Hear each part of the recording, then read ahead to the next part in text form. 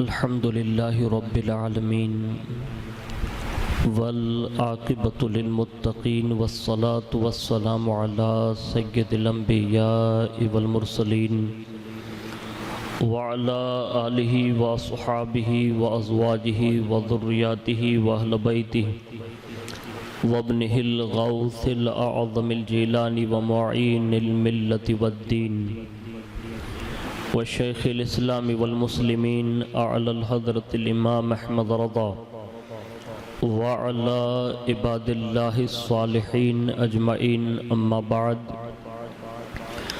فأعوذ بالله من الشيطان الرجيم بسم الله الرحمن الرحيم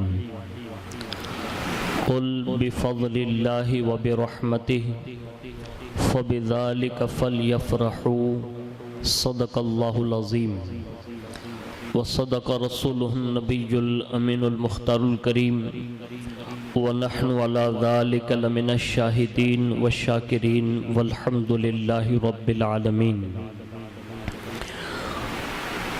الصلاة والسلام عليك يا رسول الله، الصلاة والسلام عليك يا حبيب الله، وعلى آلك وأصحابك يا نور الله صلی اللہ تعالی علیہ وآلہ وسلم. اللہ رب العزت کی توفیق سے اور اس کے پیارے محبوب صلی اللہ تعالی علیہ وآلہ وسلم کے صدق و طفیل ہم اور آپ عید الفطر کے حوالے سے چند باتیں سننے کے لیے حاضر ہیں. اللہ تبارک و تعالی اپنے خاص فضل سے ہم سب کی حاضری کو قبول فرمائیں اور جو کچھ بھی سنیں اللہ رب العزت حتی الامکان اس پر عمل کی توفیق عطا فرمائیں. میں اپنی گفتگو کا آغاز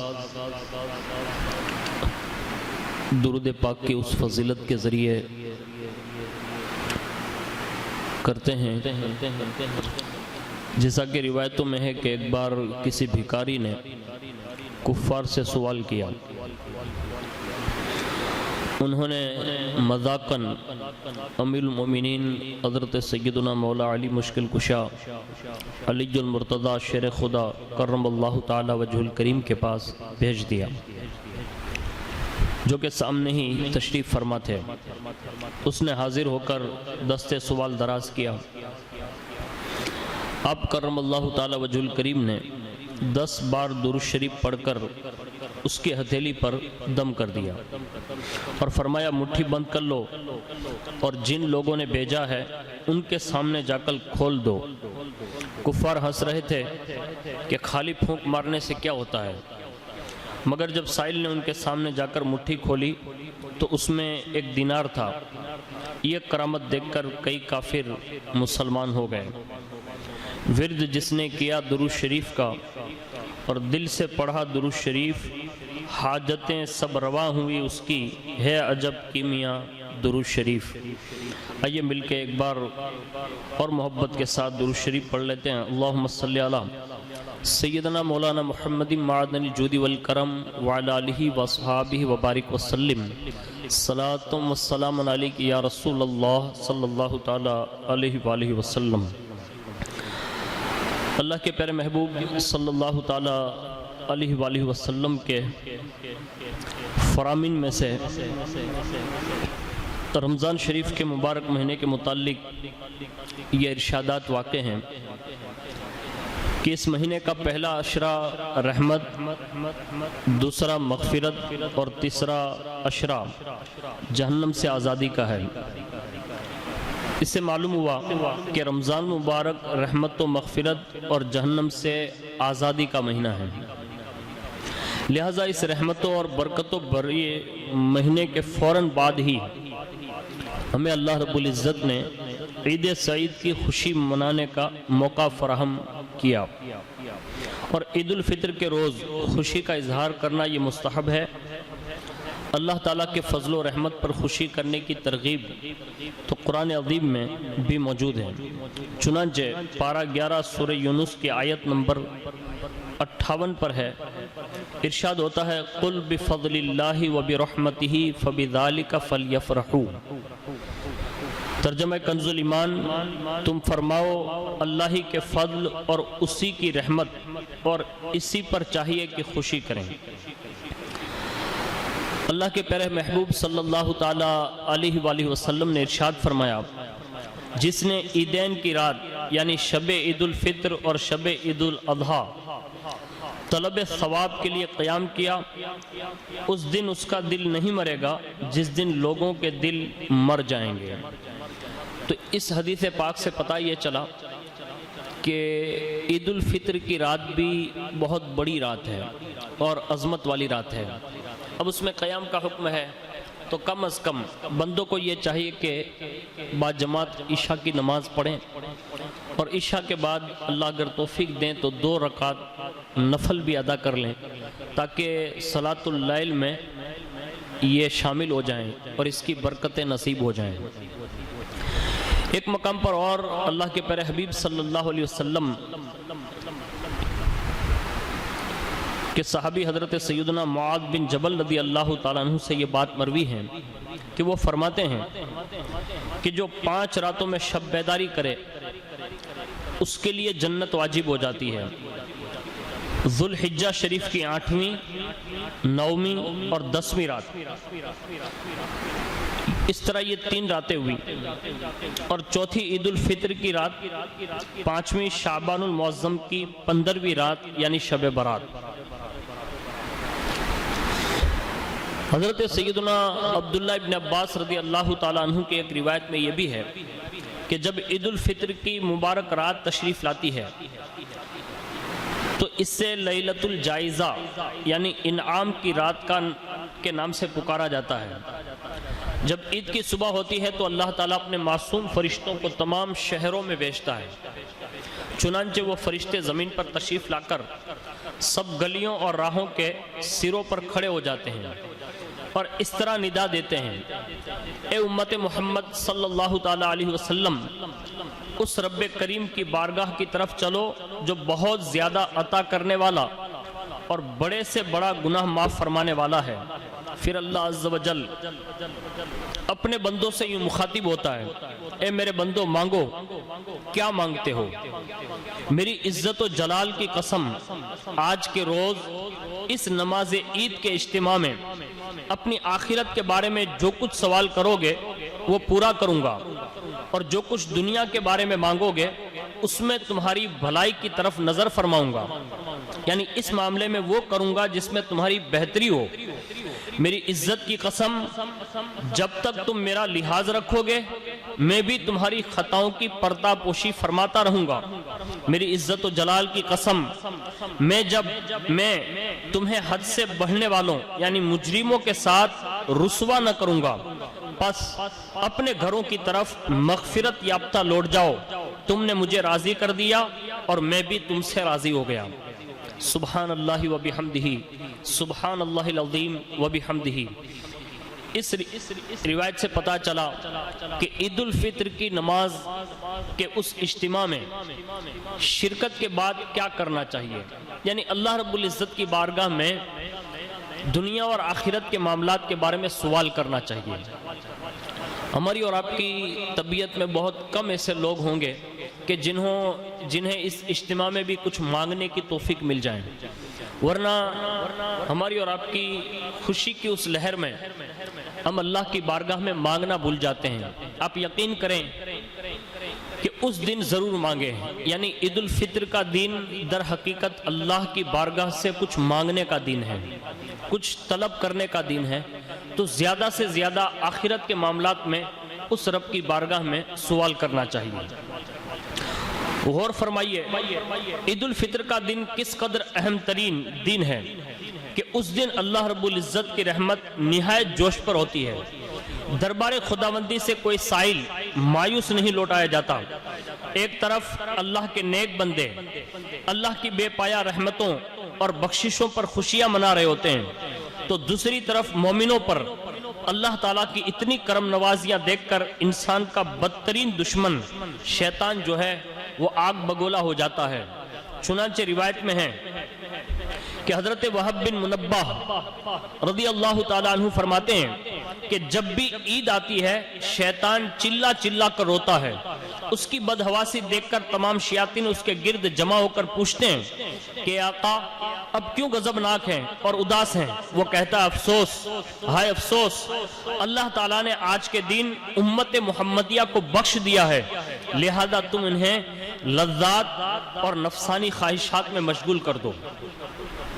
اس روایت سے پتہ یہ چلا کہ امت محمدیہ صلی اللہ علیہ وسلم کی بخشش کا دین ہے، اور اس دن سب سے زیادہ اگر کوئی غمگین ہوتا ہے تو وہ شیطان ہوتا ہے، کیونکہ حضور کی امت کو اللہ نے اس دن بخشش کا جو مژدہ سنایا، بندہ اگر مانگے اور طلب کرے تو اللہ تعالیٰ اس دن اسے معاف فرما دیتا ہے۔ تو ہمیں اور آپ کو بھی یہ چاہیے کہ زیادہ سے زیادہ اللہ کی بارگاہ میں اس دن سوال کریں، مانگیں، اور اللہ کی رحمت سے امید اور یقین کامل رکھیں، اللہ تعالیٰ ضرور یہ چیزیں عطا فرمائے گا۔ مگر افسوس، شیطان جو ہے چاند نظر آتے ہی لوگوں کو اس طرح گھیر لیتا ہے کہ آدمی پھر آپے سے باہر ہو جاتا ہے اور حد سے گزرنے لگتا ہے۔ جیسا کہ فرمایا کہ شیطان پر عید کا دن نہایت گرا گزرتا ہے، لہذا وہ شیاطین کو حکم صادر کرتا ہے کہ تم مسلمانوں کو لذات نفسانی میں مشغول کر دو۔ ایسا لگتا ہے کہ فی زمانہ شیطان اپنے اس وار میں کامیاب نظر آ رہا ہے۔ عید کی آمد پر ہونا تو یہ چاہیے کہ عبادت و حسنات کی کثرت اور بہتات کر کے رب کائنات کا زیادہ سے زیادہ شکر ادا کیا جائے، مگر افسوس، 100 کروڑ افسوس، اب اکثر مسلمان عید سعید کا حقیقی مقصد ہی بھولا بیٹھے ہیں۔ واہ حسرتا، اب تو عید منانے کا یہ انداز ہو گیا کہ بےہودہ نقش و نگار، بلکہ معاذ اللہ طرح طرح کی تصویروں والے کپڑے خریدے جاتے ہیں، بھڑکیلے کپڑے خریدے جاتے ہیں اور پھر اس کو پہنے جاتے ہیں۔ حالانکہ حضور صدر الشریعہ علیہ رحمہ فرماتے ہیں کہ جس کپڑے پر جاندار کی تصویر ہو اس سے پہن کر نماز پڑھنا مکروہ تحریمی ہے، نماز کے علاوہ بھی ایسا کپڑا پہننا ناجائز ہے، اور اس کے ساتھ ساتھ رقص و سرود کی محفلیں گرم ہو جاتی ہے، گناہوں بھرے میلے، گندے کھیلوں، ناچ گانوں، فلموں ڈراموں کا اہتمام کیا جاتا ہے، اور جی کھول کر وقت اور دولت دونوں خلاف سنت اور شریعت افعال میں برباد کیا جاتا ہے۔ افسوس، 100,000 بار افسوس، اب اس مبارک دن کو کس قدر غلط کاموں میں گزارا جانے لگا۔ ان خلاف شرع باتوں کے سبب ہو سکتا ہے کہ یہ عید سعید ناشکروں کے لیے یوم وعید بن جائے گا۔ للہ اپنے حال پر جو ہے رحم کیجئے، فیشن پرستی اور فضول خرچی سے باز آ جائیے۔ اللہ تبارک و تعالی فضول خرچی کرنے والوں کو قرآن پاک میں شیاطین کا بھائی قرار دیتا ہے۔ چنانچہ پارہ نمبر 15 سورہ بنی اسرائیل کی آیت نمبر 26 اور 27 میں ارشاد باری تعالیٰ ہوتا ہے وَلَا تُبَذِّرْ تَبْذِيرًا ان المبذرین کانوا اخوان الشیاطین وکان الشیطان لربہ کفورا۔ ترجمہ کنز الایمان، اور فضول نہ اڑا، بے شک اڑانے والے شیطانوں کے بھائی ہیں اور شیطان اپنے رب کا بڑا ناشکرا ہے۔ اور اسی آیت کے تحت تفسیر صراط الجنان جلد نمبر 5 میں صفحہ نمبر 447 اور 48 پر فرمایا گیا کہ اپنا مال ناجائز کام میں خرچ نہ کرو۔ حضرت عبداللہ ابن مسعود رضی اللہ تعالیٰ عنہ سے تبذیر کے متعلق سوال کیا گیا تو آپ نے فرمایا جہاں مال خرچ کرنے کا حق ہے اس کے بجائے کہیں اور خرچ کرنا یہ تبذیر ہے۔ لہذا اگر کوئی شخص اپنا پورا مال حق یعنی اس کے مصرف میں خرچ کر دے تو وہ فضول خرچی کرنے والا نہیں، اور اگر کوئی 1 درہم بھی باطل یعنی ناجائز کام میں خرچ کر دے تو وہ فضول خرچی کرنے والا ہے۔ اسراف بلا شبہ ممنوع اور ناجائز ہے۔ علماء کرام نے اس کی مختلف تعریفیں فرمائی ہیں، ان میں سے 11 تعریفیں آپ کے سامنے پیش کرتا ہوں۔ نمبر 1 غیر حق میں صرف کرنا. نمبر 2 اللہ تعالیٰ کے حکم کی حد سے بڑھنا، ایسی بات میں خرچ کرنا جو شرع مطہر یا مروت کے خلاف ہو. اول خلاف شرع خرچ کرنا حرام ہے، اور ثانی خلاف مروت خرچ کرنا مکروہ تنزیہی ہے. نمبر 4 طاعت الہی کے غیر میں صرف کرنا یعنی خرچ کرنا. نمبر 5 شرعی حاجت سے زیادہ استعمال کرنا. نمبر 6 غیر اطاعت میں یا بلا حاجت خرچ کرنا. نمبر 7 دینے میں حق کی حد سے کمی یا زیادتی کرنا. نمبر 8 ذلیل غرض میں کثیر مال خرچ کرنا. نمبر 9 حرام میں سے کچھ یا حلال کو اعتدال سے زیادہ کھانا. نمبر 10 لائق اور پسندیدہ بات میں لائق کے مقدار سے زیادہ صرف کرنا یعنی خرچ کرنا. نمبر 11 بے فائدہ خرچ کرنا. یہ 11 تعریف جو اصطلاحی تعریف ہیں وہ ہمارے بزرگوں نے بیان کی، یہ اسراف ہے. امام اہل سنت ان تعریفات کو ذکر کرنے اور ان کی تحقیقات اور تفصیل بیان کرنے کے بعد فرماتے ہیں کہ ہمارے کلام کا ناظر یعنی نظر کرنے والا خیال کر سکتا ہے کہ ان تمام تعریفات میں سب سے جامع اور معنی واضح تر تعریف اول ہے. اور کیوں نہ ہو کہ یہ اس عبداللہ کی تعریف ہے جسے رسول اللہ صلی اللہ علیہ وسلم علم کی گٹھری فرماتے ہیں، جو خلفۂ اربعہ رضی اللہ تعالیٰ عنہ کے بعد تمام جہان سے علم میں زائد ہیں، اور ابو حنیفہ جیسے امام الائمہ کا مورث علم ہیں رضی اللہ تعالیٰ وعنہم اجمعین. امام اہل سنت رضی اللہ تعالیٰ عنہ نے تبذیر اور اسراف میں فرق سے متعلق جو کلام ذکر فرمایا اس کا خلاصہ یہ ہے کہ تبذیر کے بارے میں علماء کرام کے 2 قول ہیں. تبذیر اور اسراف دونوں کے معنی ناحق صرف کرنا ہے. یہی صحیح ہے کہ یہی قول حضرت عبداللہ ابن مسعود اور حضرت عبداللہ ابن عباس اور عام صحابہ کرام رضوان اللہ تعالی علیہم اجمعین کا ہے. تبذیر اور اسراف میں فرق ہے. تبذیر خاص گناہوں میں مال برباد کرنے کا نام ہے. اس صورت میں اسراف تبذیر سے عام ہوگا کہ ناحق صرف کرنا عبث میں صرف کرنے کو بھی شامل ہے، اور عبث مطلقاً گناہ نہیں. تو چونکہ اسراف ناجائز ہے اس لیے یہ خرچ کرنا معصیت ہوگا، مگر جس میں خرچ کیا وہ خود معصیت نہ تھا. اور عبارت لا تعطی فی المعاصی اس کی نافرمانی میں مت دے کا ظاہر یہی ہے کہ وہ کام خود ہی معصیت ہو. خلاصہ یہ ہے کہ تبذیر کے مقصود اور حکم دونوں معصیت ہیں، اور اسراف کو صرف حکم میں معصیت لازم ہے. ہمیں اور آپ کو اس پر غور کرنا چاہیے کہ انسان اور حیوان میں ما بہل امتیاز یعنی فرق کر دینے والی چیز ہے وہ عقل اور تدبیر، دور بینی اور دور اندیشی ہے. عموماً حیوان کو کل کی فکر نہیں ہوتی، اور عام طور پر اس کی کوئی حرکت کسی حکمت کے ماتحت نہیں ہوتی، برخلاف انسان کے. اور مسلمانوں کو تو نہ صرف دنیاوی کل بلکہ اس دنیاوی کل کے بعد آنے والی اخروی کل کی بھی فکر ہوتی ہے.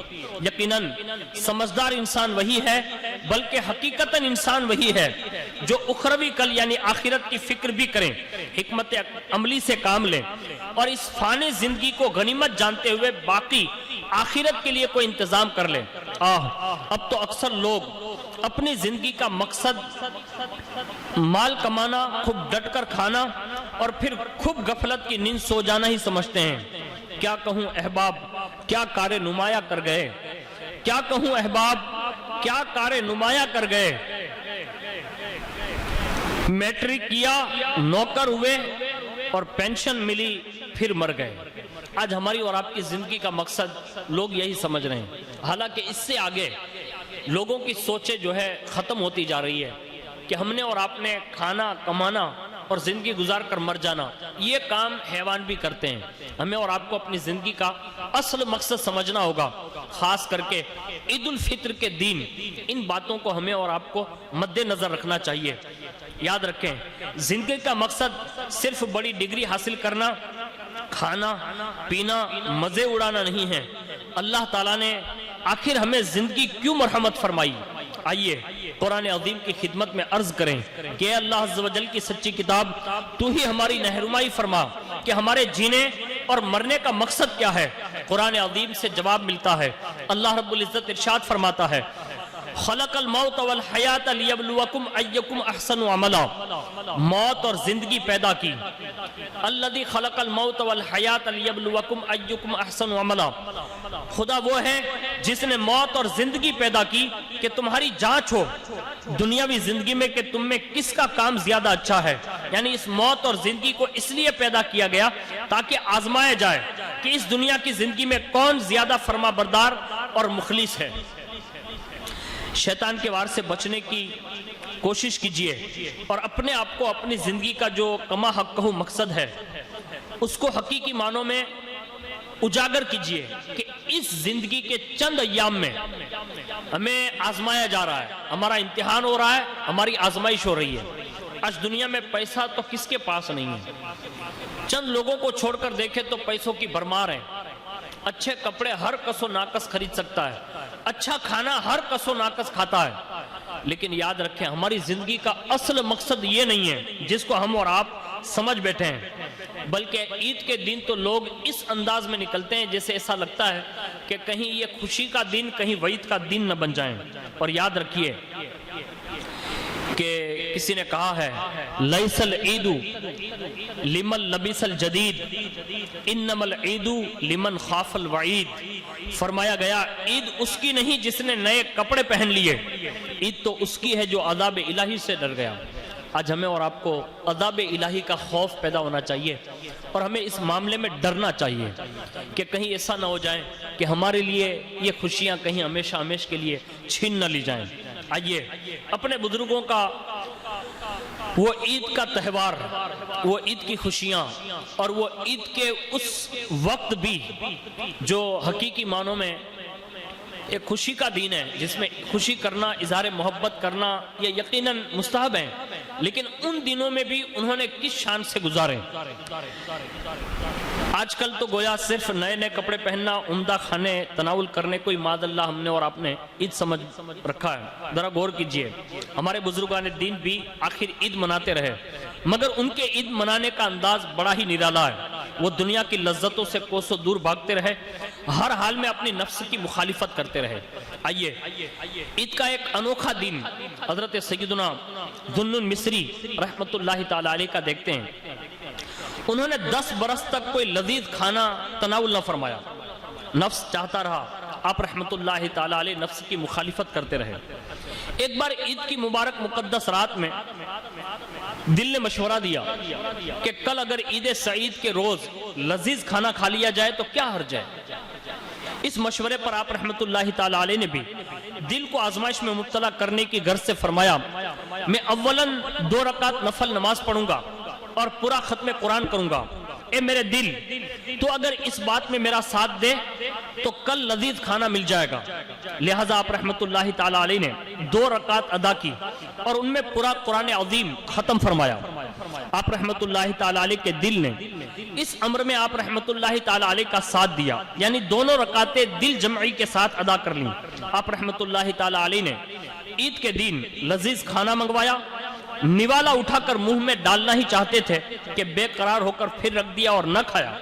لوگوں نے اس کی وجہ پوچھی تو فرمایا، جس وقت میں نوالا منہ کے قریب لایا تو میرے نفس نے کہا، دیکھا میں آخر اپنی 10 سال پرانی خواہش پوری کرنے میں کامیاب ہو گیا۔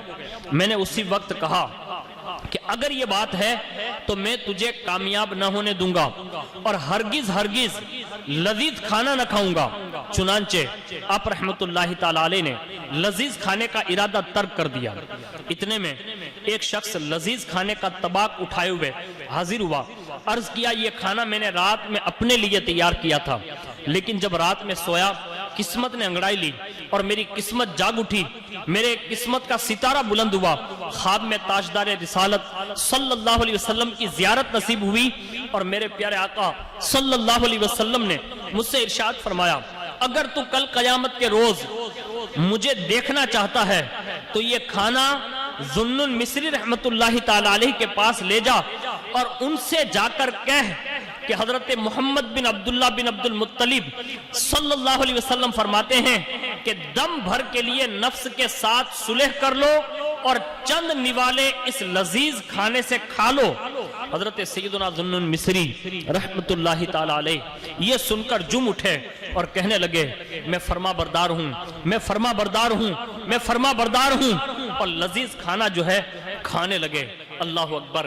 یہ ہمارے اور آپ کے اسلاف اور ہمارے بزرگوں کا طرز عمل تھا کہ انہوں نے عید سعید کے دن بھی اللہ اکبر لذیذ کھانے کے ساتھ نفس کی مخالفت کرتے ہوئے وہ کھانا نہ کھایا، بلکہ وہ کھانا کھایا جس کے حکم میں اللہ کے پیارے رسول صلی اللہ علیہ وسلم نے اس شخص کو بھیجا۔ ذرا غور کیجئے کہ اگر حقیقی معنوں میں بندہ اللہ اور اس کے رسول کا ہو جائیں، اللہ اور اس کے رسول کی فرما برداری کرنے پر آ جائیں، تو پھر اللہ تعالیٰ اپنی شان کے مطابق، اللہ کے پیارے حبیب صلی اللہ علیہ وسلم اپنی شان کے مطابق وہ کھانا بھی عطا فرماتے ہیں جو ہم نے اور آپ نے ابھی سنا۔ اس لیے امام عشق و محبت اعلیٰ حضرت رضی اللہ تعالیٰ عنہ بڑے مزے میں فرماتے ہیں، رب ہے معطی یہ ہے قاسم، رب ہے معطی یہ ہے قاسم، رزق اس کا ہے کھلاتے یہ ہے، ٹھنڈا ٹھنڈا میٹھا میٹھا پیتے ہم ہیں پلاتے یہ ہیں۔ اس لیے اس میں کوئی شک نہیں کہ عید کے دن غسل کرنا، نئے کپڑے پہننا، دھلے ہوئے عمدہ کپڑے پہننا، عطر لگانا مستحب ہے۔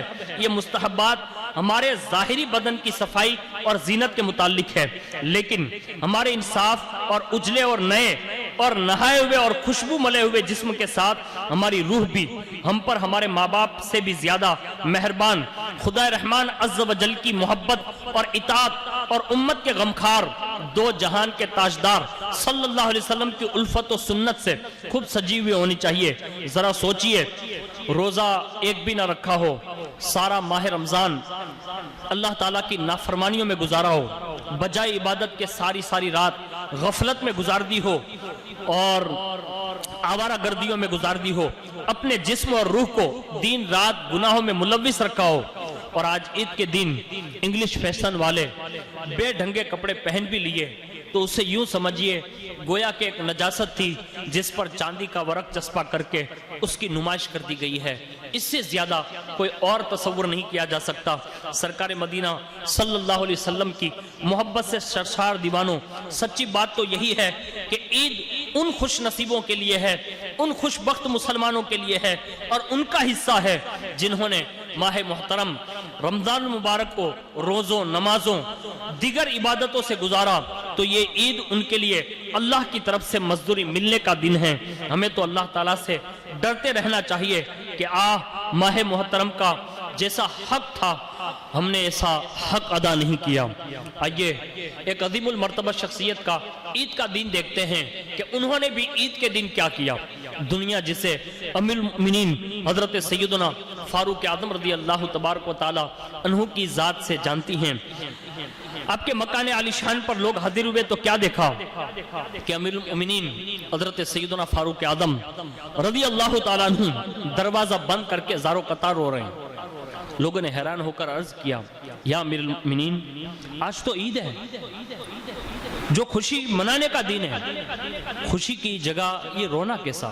اللہ اکبر۔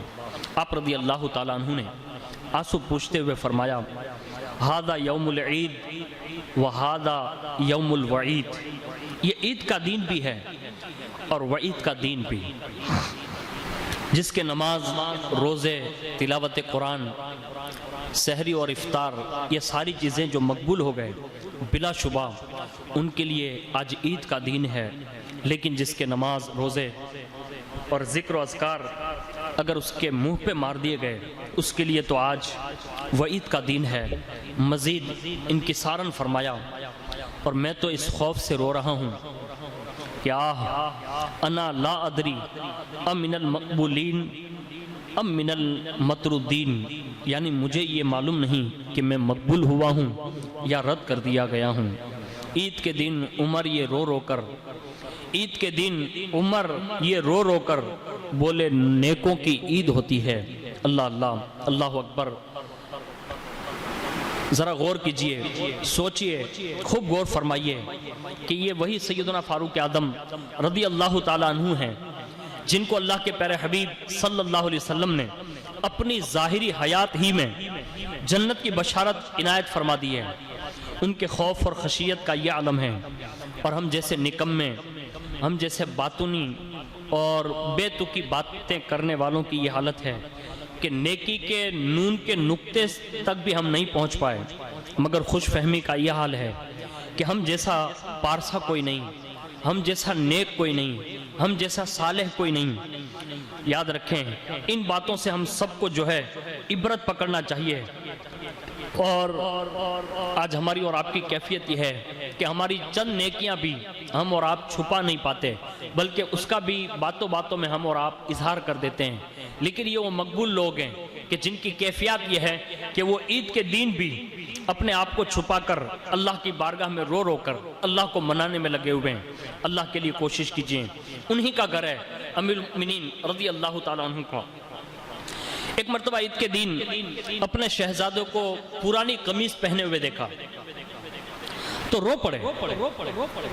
بیٹے نے عرض کی پیارے ابو جان کیا بات ہے، آپ روتے کیوں ہیں؟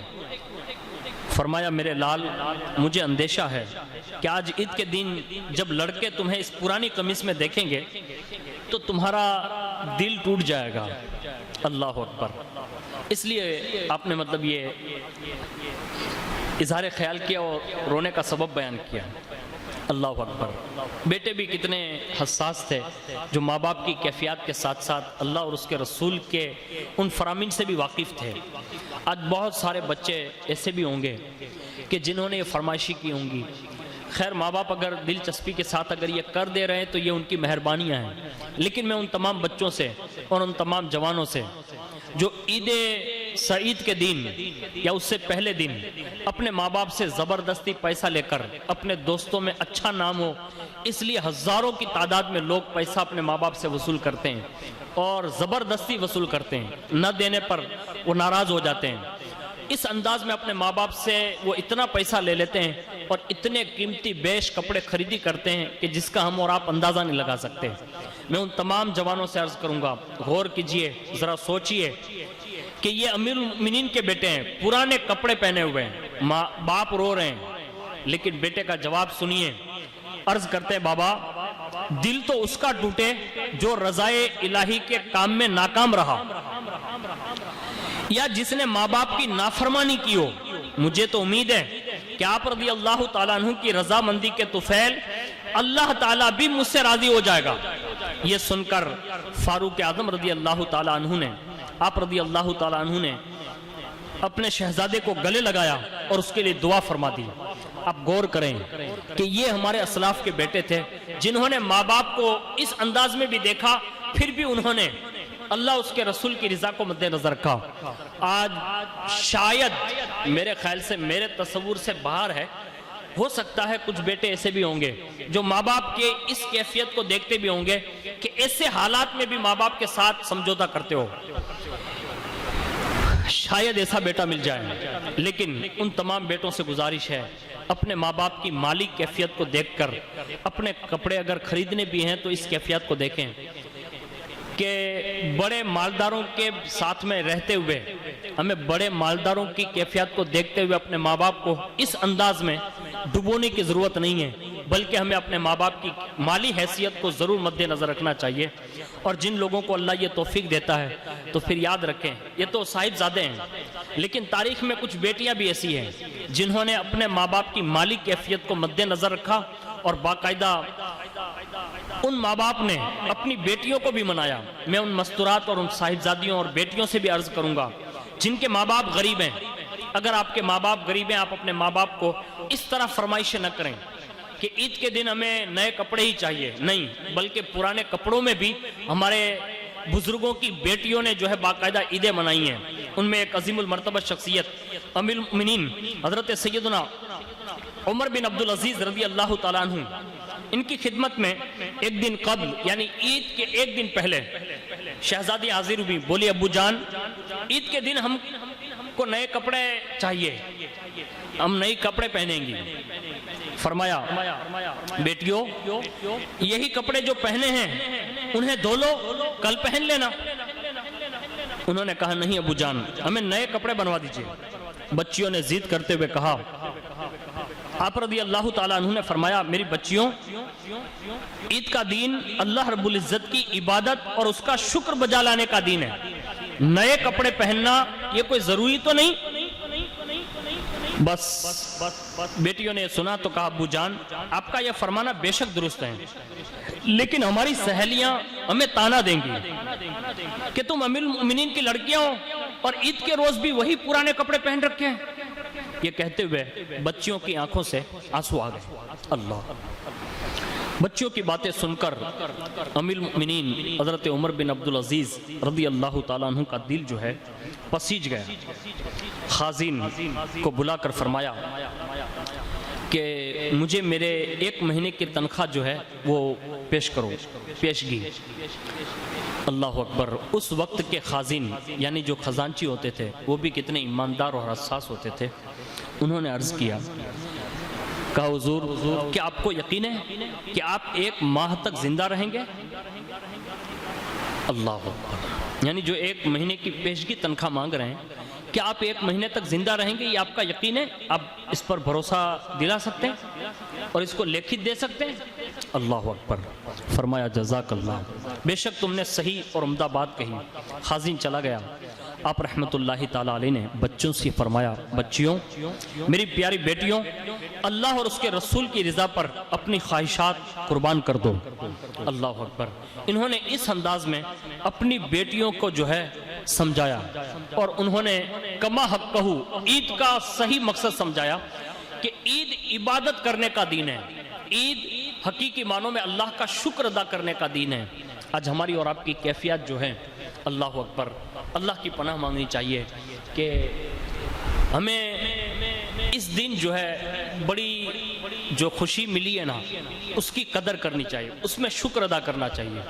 اس دن اللہ اور اس کے رسول کو راضی کرنے والے کام کرنے چاہیے، اور بے شمار سینکڑوں نیکیاں ایسی ہیں کہ اس دن کر کے ہم اور آپ اللہ اور اس کے رسول کو راضی کر سکتے ہیں۔ سنیں حضور غوث پاک رضی اللہ تعالیٰ عنہ، اللہ اکبر، اللہ تعالیٰ نے اتنے بڑے مرتبے پر حضور غوث پاک رضی اللہ تعالیٰ عنہ کو فائز فرمایا کہ آپ کے مراتب اور آپ کے فضائل اور کمالات اس حد تک تواتر کے ساتھ ثابت ہیں کہ کسی ولی کامل کی اتنی کرامتیں اور اتنے فضائل و کمالات کسی کے بیان نہیں ہوئے، اور اتنے فضائل اور کمالات اور کرامات پر کبھی بھی کسی بھی ولی کی شان میں اتنی کتابیں لکھی نہ گئی اور نہ اتنے فضائل و کمالات بیان ہوئے۔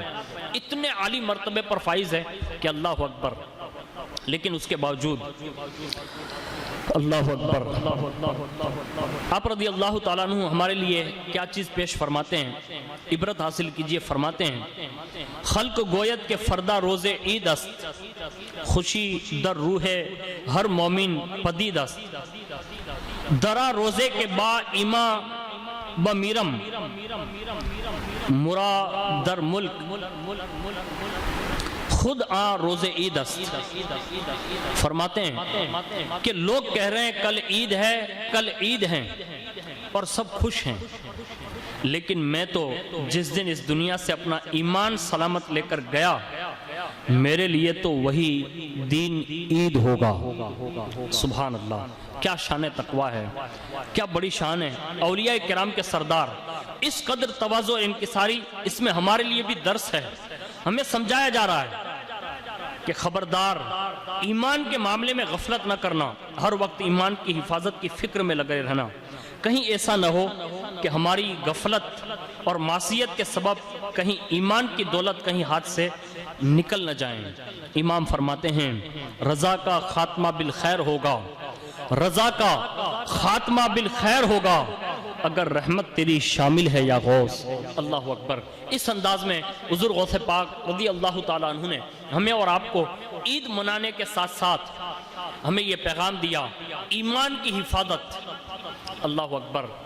کئی گناہ لوگ اس دن بھی کر بیٹھتے ہیں کہ جس دن میں اللہ اکبر اللہ نے اتنی کرم نوازی فرمائی ہوتی ہے کہ عام معافی کا اعلان ہوتا ہے، عام بخشش کا اعلان ہوتا ہے، لیکن بندے اس دن بھی گناہ اور معصیت کے دلدل میں پھنسے ہوئے ہوتے ہیں۔ اللہ کے لیے کوشش کیجئے، اپنے ایمان کی حفاظت کیجئے۔ ایک ولی کامل کی عید اور سماعت کرتے ہیں، حضرت سیدنا شیخ نجیب الدین متوکل رحمت اللہ تعالیٰ علیہ، حضرت سیدنا بابا فرید گنج شکر رحمت اللہ تعالیٰ علیہ کے بھائی اور خلیفہ ہیں۔ آپ رحمت اللہ تعالیٰ علیہ کا لقب متوکل ہیں۔ آپ رحمت اللہ تعالیٰ علیہ 70 برس شہر میں رہے اور کوئی ظاہری ذریعہ معاش نہ ہونے کے باوجود اہل و عیال نہایت اطمینان سے زندگی بسر کرتے رہے۔ ایک بار عید کے دن آپ رحمت اللہ تعالیٰ علیہ کے گھر میں بہت سارے مہمان جمع ہو گئے۔ گھر میں خورد و نوش کھانے پینے کا کوئی سامان نہیں تھا۔ آپ رحمت اللہ تعالیٰ علیہ بانا خانے پر جا کر، یعنی گھر کے اوپلے حصے پر جا کر یاد الہی میں مشغول ہو گئے اور دل ہی دل میں یہ کہہ رہے تھے، آج عید کا دن ہے، میرے گھر مہمان آئے ہوئے ہیں۔ آج عید کا دن ہے، میرے گھر مہمان آئے ہوئے ہیں۔ آج عید کا دن ہے، میرے گھر مہمان آئے ہوئے ہیں۔ اچانک ایک شخص جو ہے چھت پر ظاہر ہوا۔ اس نے کھانوں سے بھرا ہوا ایک خوان پیش کیا اور کہا، اے نجیب الدین، تمہارے توکل کی دھوم ملائے اعلیٰ یعنی فرشتوں میں مچی ہوئی ہے، اور تمہارا حال یہ ہے کہ تم ایسے خیال یعنی خانہ طلبی میں مشغول ہو۔ آپ رحمت اللہ تعالیٰ علیہ نے اس وقت فرمایا، اللہ تعالیٰ خوب جانتا ہے میں اپنی ذات کے لیے نہیں، صرف اپنے مہمانوں کے باعث اس طرف متوجہ ہو گیا تھا۔ حضرت سیدنا نجیب الدین متوکل رحمت اللہ تعالیٰ علیہ صاحب کرامت ہونے کے باوجود بھی انہوں نے یہ عرض کیا کہ ہمیں اپنے لیے نہیں بلکہ یہ تو صرف مہمانوں کے لیے میں نے یہ جملے عرض کیے، وہ بھی دل میں عرض کیے۔ اللہ نے انتظام تو فرما دیا لیکن ان کا چرچا فرشتوں میں ہو رہا۔ گھر پہ مہمان آئے، دل میں صرف خیال گزرا، اللہ نے انتظام کر دیا، لیکن آپ کا عاجزی اور منکسر المزاجی کا یہ عالم تھا کہ اللہ اکبر، کہ ایک روز جو ہے بہت دور سے ایک فقیر آپ کی ملاقات کے لیے آیا اور آپ رضی اللہ تعالیٰ عنہ سے پوچھا کہ نجیب الدین متوکل آپ ہی ہیں؟ تو انکساری کرتے ہوئے فرمایا، بھائی میں تو نجم الدین متعقل ہوں، یعنی بہت زیادہ کھانے والا ہوں، میں کوئی متوکل نہیں۔ اللہ اکبر، یہ آپ کی عاجزی انکساری ہے۔ یہ ہمارے بزرگوں نے حقیقی معنوں میں عید کا مقصد سمجھا۔ عید جو حقیقی معنوں میں اللہ نے جو عطا فرمائی ہے اس کا اصل مقصد انہوں نے اپنی زندگی میں پیش کر دی۔ ایک سخی اور ہے جس نے عید کا دن اس شان سے بھی منایا۔ حضرت سیدنا عبد الرحمن بن عمر اوزائی رحمت اللہ تعالیٰ علیہ فرماتے ہیں کہ عید الفطر کی شب دروازے پر دستک ہوئی، دیکھا کہ میرا ہمسایہ کھڑا تھا، یعنی میرا پڑوسی۔ میں نے پوچھا، کہو بھائی کیسے آنا ہوا؟ اس نے عرض کیا، کل عید ہے لیکن خرچ کے لیے کچھ نہیں ہے۔ اللہ اکبر، یہ عید میں بھی بہت سارے لوگ ایسے ہوں گے، اگر آپ میری بات عید سے پہلے اگر سن لیتے ہیں تو آپ سے عرض ہے، بہت سارے لوگ ایسے ہوں گے کہ عید کے دن بھی ان کے پاس گھر پہ اچھے کھانے کے لیے کچھ نہیں ہوگا۔ اگر آپ سے بن سکے تھوڑا بہت ہی صحیح اپنے قریبی میں غریبوں کو دیکھیں اور ان کی دل جوئی کریں، ان کی بارگاہ میں کچھ پیسہ پیش کر دیں، ہو سکتا ہے ان کا عید کا دن بہترین گزرے گا۔ کوشش کیجئے۔ یہ دیکھیے نا، کہا بھائی کیسے آنا ہوا؟ اس نے کہا کل عید ہے، خرچ کے لیے کچھ نہیں ہے، اگر آپ کچھ عنایت فرما دیں تو عزت کے ساتھ ہم عید کا دن جو ہے اچھا گزار لیں گے۔ بس وہ بزرگ فرماتے ہیں، میں نے اپنی بیوی سے کہا فلاں ہمارا پڑوسی آیا، اس کے پاس عید کے لیے ایک پیسہ تک نہیں ہے، اگر تمہاری رائے ہو تو 25 درہم ہم نے عید کے لیے رکھ چھوڑیں، اس کو پیش کر دیں، ہمیں اللہ تعالیٰ اور دے دے گا۔ نیک بیوی نے کہا بہت اچھا۔ چنانچہ میں نے وہ سب درہم اپنے ہمسائے کے حوالے کر دیے، وہ دعائیں دیتے ہوئے چلا گیا۔ اللہ اکبر، تھوڑی دیر ہوئی، پھر کسی نے دروازہ کھٹکھٹایا، میں نے جو ہی دروازہ کھولا ایک آدمی بڑھ کر میرے قدموں پر گر پڑا اور رو رو کر کہنے لگا، میں آپ کے والد کا بھاگا ہوا غلام ہوں، مجھے اپنی حرکت پر بہت ندامت لاحق ہوئی تو میں حاضر ہو گیا ہوں، یہ 25 دینار میری کمائی کے ہیں، آپ کی خدمت میں پیش کرتا ہوں، قبول فرما لیجئے، آپ ہمارے آقا ہیں، میں آپ کا غلام ہوں۔ میں نے وہ دینار لیے، غلام کو آزاد کیا، پھر میں نے اپنی بیوی سے کہا اللہ کی شان دیکھو، اس نے ہمیں درہم کے بدلے دینار عطا فرمائے۔ پہلے درہم چاندی کے اور دینار سونے کے ہوتے تھے، تو اللہ تعالیٰ نے ہمیں یہ نعم البدل کر کے عطا فرمایا۔ آپ اندازہ لگائیں، ذرا غور کریں، آپ نے دیکھا اللہ کی شان کتنی نرالی ہے کہ اس نے 25 درہم چاندی کے سکے دینے والے کو آن کی آن میں 25 دینار سونے کے سکے عطا فرما دیے۔ یہ ہمارے بزرگوں کا وہ اثار تھا کہ جنہوں نے اپنے پیسے جو اپنی ضرورت کے تھے وہ کسی کے لیے دیے نہ، تو اللہ نے ایک آن کی آن میں ان کے لیے بھی انتظام فرما دیا۔ آج ہمیں اور آپ کو بھی چاہیے کہ کم از کم اللہ کی ذات پر بھروسہ کرتے ہوئے، اللہ پر یقین کامل رکھتے ہوئے، اپنے بھائیوں کی ہمدردی کرتے ہوئے، ہمیں اور آپ کو بھی چاہیے عید سے پہلے اپنے غریب بھائیوں کو یہ چیزیں ضرور پہنچائیں۔ اللہ تعالیٰ ضرور اس کی برکت عطا فرمائے گا۔ اور ساتھ ہی میں ایک بات یہ بھی عرض کر دوں کہ عید سے پہلے ہم اور آپ صدقہ فطر دیتے ہیں۔ اب یہ صدقہ فطر ہے کیا؟ تو اس کا ذکر جو ہے اللہ تبارک و تعالیٰ قرآن عظیم میں ارشاد فرماتا ہے، قد افلح من تزکا وذکر اسم ربہ فصلی، بے شک مراد کو پہنچا جو ستھرا ہوا اور اپنے رب کا نام لے کر نماز پڑھی۔ اس آیت کے تحت صدر الافاضل حضرت علامہ و مولانا سید محمد نعیم الدین مراد آبادی رحمۃ اللہ تعالی علیہ خزائن العرفان میں اس آیت کریمہ کے تحت لکھتے ہیں کہ اس آیت کی تفسیر میں یہ کہا گیا ہے کہ تزکا سے صدقہ فطر دینا اور رب کا نام لینے سے عیدگاہ کے راستے پر تکبیریں کہنا اور نماز سے نماز عید مراد ہیں۔ اب اس آیت سے ہمیں اور آپ کو پتا چلا کہ یہاں صدقہ فطر بھی مراد ہے اور نماز عید بھی۔ اللہ کے پیارے حبیب صلی اللہ علیہ وسلم نے ایک شخص کو حکم دیا کہ جا کر مکہ معظمہ کی گلی کوچوں میں اعلان کر دو کہ صدقہ فطر واجب ہے۔ حضرت ابن عباس رضی اللہ تعالیٰ عنہ فرماتے ہیں کہ اللہ کے پیارے حبیب صلی اللہ علیہ وسلم نے صدقہ فطر مقرر فرمایا تاکہ فضول اور بےہودہ کلام سے روزوں کی طہارت یعنی صفائی ہو جائے، نیز مساکین کی خورش یعنی خوراک بھی ہو جائیں۔ حضرت سیدنا انس بن مالک رضی اللہ تعالیٰ عنہ کہتے ہیں کہ اللہ کے پیارے حبیب صلی اللہ علیہ وسلم نے فرمایا کہ جب تک صدقہ فطر ادا نہیں کیا جاتا بندے کا روزہ زمین و آسمان کے درمیان معلق یعنی لٹکا ہوا رہتا ہے۔ تو ہمیں اور آپ کو چاہیے کہ صدقہ فطر جو ہے وہ ضرور ادا کریں۔ عید سے پہلے بھی آپ ادا کر سکتے ہیں، عید کے بعد بھی ادا کر سکتے ہیں، اور اگر کوئی رمضان شریف میں بھی دے دیں تو بھی کوئی حرج نہیں۔ اس حوالے سے میں چند باتیں آپ کے گوش گزار کر دوں، اللہ اگر توفیق دیں تو ان باتوں کو بغور سنیں، ان مسائل کو، اور صدقہ فطر نکالیں۔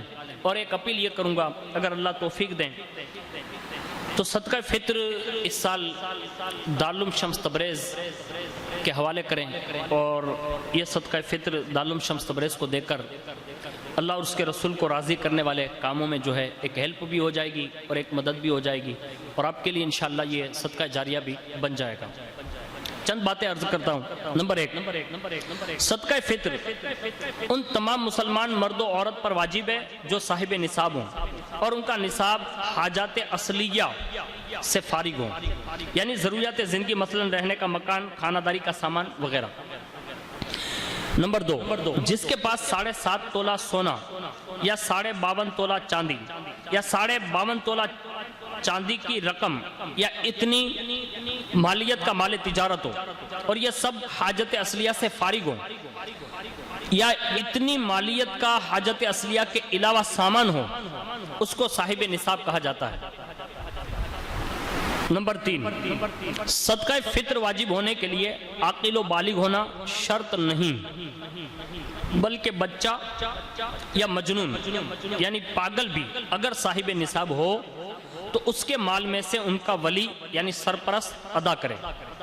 صدقہ فطر کے لیے مقدار نصاب تو وہی ہے جو زکوٰۃ کا ہے جیسا کہ مذکور ہوا، لیکن فرق یہ ہے کہ صدقہ فطر کے لیے مال کے نامی یعنی اس میں بڑھنے کی صلاحیت ہونے اور سال گزرنے کی شرط نہیں۔ اسی طرح جو چیزیں ضرورت سے زیادہ ہیں، مثلا عمومی ضرورت سے زیادہ کپڑے، بے سلے جوڑے، گھریلو زینت کی اشیاء وغیرہ، اور ان کی قیمت نصاب کو پہنچتی ہو تو ان اشیاء کی وجہ سے صدقہ فطر واجب ہے۔ نمبر 4، مالک نصاب مرد پر اپنی طرف سے، اپنے چھوٹے بچوں کی طرف سے، اور اگر کوئی مجنون یعنی پاگل اولاد ہے، چاہے وہ پاگل اولاد بالغ ہی کیوں نہ ہو، تو اس کی طرف سے بھی صدقہ فطر واجب ہے۔ ہاں، اگر وہ بچہ یا مجنون خود صاحب نصاب ہے تو پھر اس کے مال میں سے فطرہ ادا کریں۔ نمبر 5، مرد صاحب نصاب پر اپنی بیوی یا ماں باپ یا چھوٹے بھائی بہن اور دیگر رشتہ داروں کا فطرہ واجب نہیں۔ نمبر 6، والد نہ ہو تو دادا جان والد صاحب کی جگہ ہیں، یعنی اپنے فقیر اور یتیم پوتے پوتیوں کی طرف سے ان پہ صدقہ فطر دینا واجب ہے۔ نمبر 7، ماں پر اپنے چھوٹے بچوں کی طرف سے صدقہ فطر دینا واجب نہیں۔ نمبر 8، باپ پر اپنی عاقل بالغ اولاد کا فطرہ واجب نہیں۔ نمبر 9، کسی صحیح شرعی مجبوری کے تحت روزے نہ رکھ سکا یا معاذ اللہ بغیر مجبوری کے رمضان مبارک کے روزے نہ رکھے، اس پر بھی صاحب نصاب ہونے کی صورت میں صدقہ فطر واجب ہے۔ نمبر 10، بیوی یا بالغ اولاد جن کا نفقہ وغیرہ یعنی روٹی کپڑے وغیرہ کا خرچ جس شخص کے ذمہ ہیں، وہ اگر ان کی اجازت کے بغیر ہی ان کا فطرہ ادا کر دے تو ادا ہو جائے گا۔ ہاں، اگر نفقہ اس کے ذمہ نہیں ہے، مثلا بالغ بیٹے نے شادی کر کے گھر الگ بسا لیا اور اپنا گزارا خود ہی کر لیتا ہے، تو اب اپنے نان نفقہ کا خود ہی ذمہ دار ہو گیا، لہذا ایسی اولاد کی طرف سے بغیر اجازت فطرہ دے دیا تو ادا نہ ہوگا۔ نمبر 11، بیوی نے بغیر حکم شوہر اور اگر شوہر کا فطرہ ادا کر دیا تو ادا نہیں ہوگا۔ نمبر 12، عید الفطر کی صبح صادق طلوع ہوتے وقت جو صاحب نصاب تھا اسی پر صدقہ فطر واجب ہے، اگر صبح صادق کے بعد صاحب نصاب ہوا تو اب واجب نہیں۔ نمبر 13، صدقہ فطر ادا کرنے کا افضل وقت تو یہی ہے کہ عید کو صبح صادق کے بعد عید کی نماز ادا کرنے سے پہلے ادا کر دیا جائے۔ اگر چاند رات یا رمضان مبارک کے کسی بھی دن بلکہ رمضان شریف سے پہلے بھی اگر کسی نے ادا کر دیا تب بھی فطرہ ادا ہو گیا۔ اگر ایسا کرنا اگر صدقہ فطر ادا ہو گیا اور ایسا کرنا بالکل جائز ہے۔ نمبر 14، اگر عید کا دن گزر گیا اور فطرہ ادا نہ کیا تب بھی فطرہ ساقط نہ ہوا، بلکہ عمر بھر میں جب بھی ادا کریں ادا ہی ہے۔ نمبر 15، صدقہ فطر کے مصارف وہی ہے جو زکوٰۃ کے ہیں، یعنی جن کو زکوٰۃ دے سکتے ہیں انہیں فطرہ بھی دے سکتے ہیں، اور جن کو زکوٰۃ نہیں دے سکتے ان کو فطرہ بھی نہیں دے سکتے۔ نمبر 16، سادات کرام کو صدقہ فطر نہیں دے سکتے کیونکہ یہ بنی ہاشم سے ہیں۔ بہار شریعت صفحہ اول، یہ جلد اول صفحہ نمبر 931 پر ہے، بنی ہاشم کو زکوٰۃ فطرہ نہیں دے سکتے، نہ غیر انہیں دے سکے، نہ ایک ہاشمی دوسرے ہاشمی کو۔ بنی ہاشم سے مراد حضرت سیدنا علی المرتضی، حضرت سیدنا جعفر، حضرت سیدنا عقیل اور حضرت سیدنا عباس و حارث بن عبد المطلب رضوان اللہ تعالی علیہم اجمعین کی اولادیں ہیں۔ اب صدقہ فطر کی مقدار کیا ہے؟ صدقہ فطر کی مقدار گیہوں یا اس کا آٹا یا ستو آدھا سا یعنی 2 کلو میں 80 گرام کم، یا ان کی قیمت کھجور یا منقع یا جو یا اس کا آٹا یا ستو 1 سا 4 کلو 60 گرام کم یا ان کی قیمت، یہ ایک صدقہ فطر کی مقدار ہے۔ بہار شریعت میں ہے کہ اعلیٰ درجے کی تحقیق اور احتیاط یہ ہے کہ سا کا وزن 351 روپے بھر ہے اور نصف سا 175 روپے 98 بھر اوپر۔ ان 4 چیزوں کے علاوہ اگر کسی دوسری چیز سے فطرہ ادا کرنا چاہیں، مثلا چاول، جوار، باجرہ یا کوئی اور غلہ یا کوئی اور چیز دینا چاہیں تو قیمت کا لحاظ کرنا ہوگا، یعنی وہ چیز آدھے سا گیہوں یا 1 سا جو کی قیمت کی ہو۔ یہاں تک کہ روٹی دیں تو اس میں بھی قیمت کا لحاظ کیا جائے گا اگرچہ گیہوں یا جو کی ہو۔ منقول ہے ایک عید الفطر کے دن جو عمل ہے وہ آپ ضرور کریں، اللہ تعالیٰ اگر توفیق عطا فرمائے تو اس کو عام کیا جائے اور لوگ اس عمل کو ضرور بھی ضرور کریں۔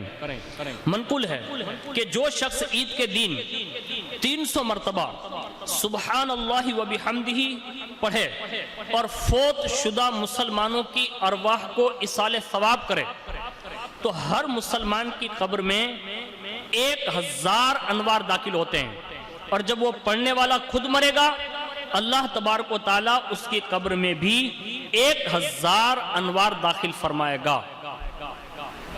نماز عید سے پہلے کیا کیا سنت ہیں تو وہ بھی چند باتیں آپ سے عرض ہیں، جیسا کہ حضرت سیدنا بریدہ رضی اللہ تعالیٰ عنہ سے مروی ہے کہ رسول اللہ صلی اللہ علیہ وسلم عید الفطر کے دن کچھ کھا کر نماز کے لیے تشریف لے جاتے تھے، اور عید الاضحیٰ کے روز اس وقت تک نہیں کھاتے جب تک نماز سے فارغ نہ ہو جاتے۔ اور حضرت انس رضی اللہ تعالیٰ عنہ سے روایت ہے کہ عید الفطر کے دن نماز عید کے لیے تشریف نہ لے جاتے جب تک چند کھجوریں نہ تناول فرما لیتے اور وہ طاق ہوتی۔ حضرت سیدنا ابو ہریرہ رضی اللہ تعالیٰ عنہ سے مروی ہے کہ نبی کریم صلی اللہ علیہ وسلم عید کو نماز عید کے لیے ایک راستے سے تشریف لے جاتے اور دوسرے راستے سے واپس تشریف لاتے۔ تو یہ عید کے دن ہمیں اور آپ کو کیا کیا چیزیں کرنی چاہیے، اس سے پیشتر بھی کہ یہ ساری چیزیں جو ہیں وہ سنت میں داخل ہیں۔ نمبر 1، عید کے دن یہ امور مستحب ہیں، حجامت بنوانا مگر زلفیں بنوائیں نہ کہ انگریزی بال۔ نمبر 2، ناخن تراشوانا۔ نمبر 3، غسل کرنا۔ نمبر 4، مسواک کرنا۔ نمبر 5، اچھے کپڑے پہننا، نئے ہوں تو نئے ورنہ دھلے ہوئے۔ نمبر 6، خوشبو لگانا۔ نمبر 7، انگوٹھی پہننا۔